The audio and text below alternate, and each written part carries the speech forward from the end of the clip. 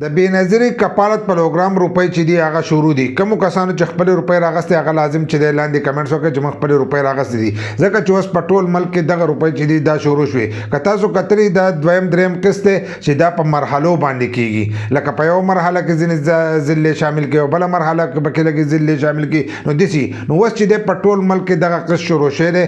کومو کسانو چې د اکتوبر، نومبر، دسمبر دغه روپۍ نه دي راغستې، نو هغه اوس په ټول ملک کې شروع شوی دی. اوس دې لاړ شي او خپلې دغه روپۍ چې دا دې راواخلي، ځکه د دې نه وروسته اوس چې دی کم قسط شروع کېږي، نو هغه 13,500 روپۍ چې دي دا شروع کېږي. نو اوس په دې ځل له تاسو ته 13,500 روپۍ چې دي دا میلاویږي. نو لازم کمنټس وکړئ چې کومو کسانو 10,500 روپۍ راغستې دي او کومو نه دي راغستې، ځکه کوهاټ به دې کې نه شامل. نو کوهاټ چې دی هغه په کوم شامل شو؟